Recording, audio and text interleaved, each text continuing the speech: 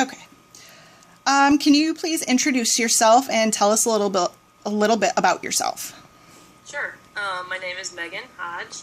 I served on active duty in the Army for the last 12 years as an Army chaplain.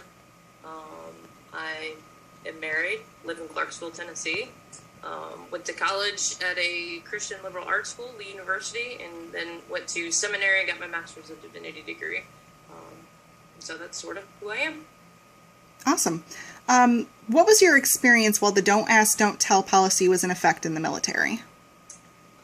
When Don't Ask, Don't Tell was in effect, it was just sort of there was kind of like an underground group of individuals, and we all knew about each other's sexuality, not in a,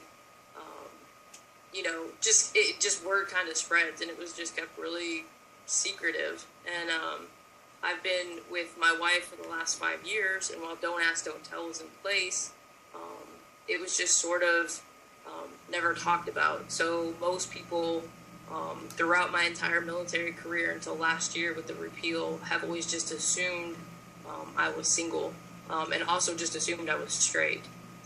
So it was just nothing in my job that I ever spoke about. Just the biggest secret of my life. Did you ever have any fear about getting found out? Oh, Fear of absolutely. retribution? Every day. Every single day was fear of being found out. And for me as a chaplain in particular, I often dealt with soldiers who would come to me, and anytime they talk to me, it's confidential. But I saw some of them actually get chaptered out under Don't Ask, Don't Tell because somebody had told on them or somebody had reported them to their chain of command, and the chain of command would come back and have to chapter them out for being homosexual. And so, of course, I'm sitting here talking to those individuals, knowing that myself, I also am. And so I think it just sort of heightened the fear that, oh man, if anyone were ever to find out, that could be my fate too. And after Don't Ask, Don't Tell was repealed, how did that affect you? Wow. I mean, everything changed after Don't Ask, Don't Tell. Just my individual personality, and I guess my job, it's never been about me. Like, I've always been about my soldiers or about wanting to care for other people. So being able to put my personal life on display was not the issue, and it's not why Don't Ask, Don't Tell repeal became a big deal. It wasn't like I came out with rainbows and streamers and, oh, let's have a parade or anything like that. That's not what it did, but it allowed me to not live in fear. Like the weight, the cloak of the heaviness of, I don't have to be in fear about this person that I love and I want to spend the rest of my life with.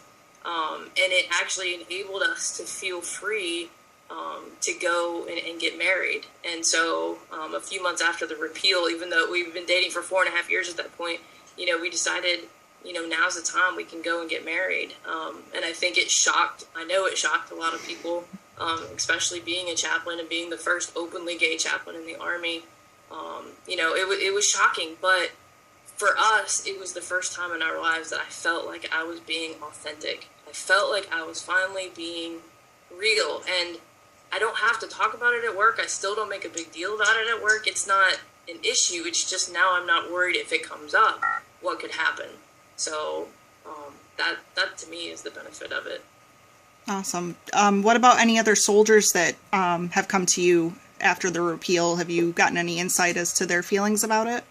Oh, yeah. I mean, kind of along the same lines. I remember my very last counseling session before I PCS for my last assignment. I was a brigade chaplain, and I had this soldier come to me, and we were serving under Don't Ask, Don't Tell at the time. It was right before the repeal, and there was murmuring that she was going to get reported to her chain of command, and she was beside herself. I mean, just thinking about wanting to commit suicide and wanting to hurt herself, just the fear.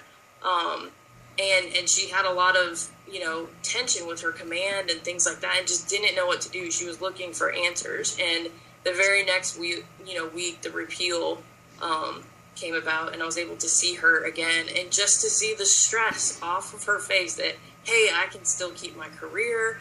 I don't have to get chaptered out. I don't have to live in fear. It's huge. I mean, I think it's huge for a lot of soldiers. And again, not because, hey, it's time to go throw a parade, but hey, I can be who I am and I can love who I want. And honestly, like in the military, I have not seen it affect soldiers. You know, I know people were worried, oh, it's going to cause, you know, dissension among the ranks, or people are going to, you know, start freaking out. Soldiers are amazing.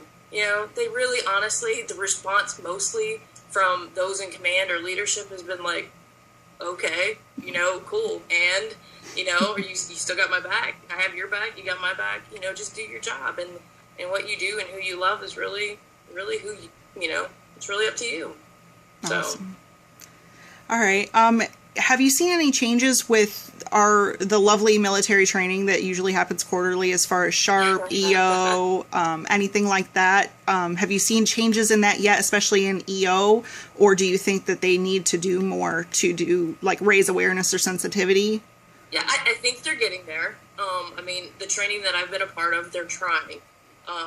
You know, I think it would probably behoove them if they would consult, you know, people who actually are LGBT, and maybe ask them, hey, how should I best approach this topic? And that's actually a lot to put on an EO person, you know, who's been doing EO, and now all of a sudden, oh yeah, you've still got this. Now, the one thing in the military that hasn't been vetted out yet, while it's true for civilian contractors that you can't discriminate because of, you know, sexual orientation, that's still not actually true amongst the soldiers. And so it's one of those things that it's not an EO complaint. Like if somebody were discriminating against somebody for their sexual orientation, it still doesn't fall under the EO clause.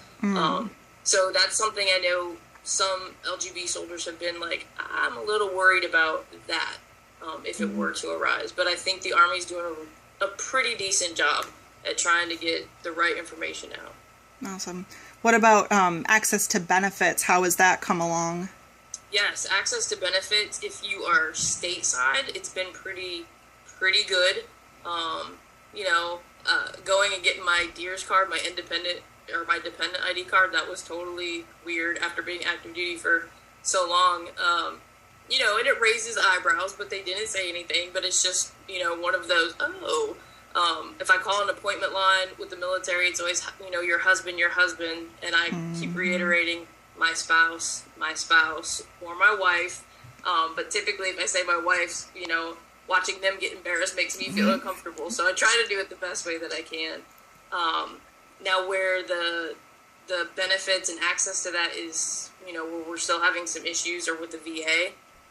Because VA, basically we've taken the issue to the Supreme Court, but for VA benefits, they're deciding that it's still up to the state.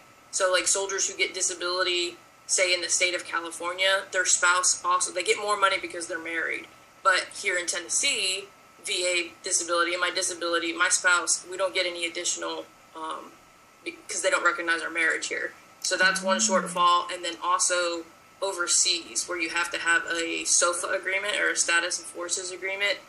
Certain countries still don't allow same-sex couples to go overseas. So we've had to reroute a lot of PCS assignments. So Germany still does not accept same-sex couples, and Korea. So the only place right now for the Army to go if you're a same-sex couple overseas is Italy.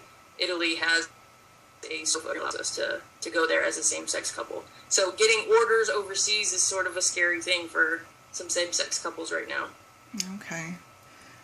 I would like to thank you, of course, for your service, and thank you so much for your wonderful interview. Thank you very much. I appreciate it.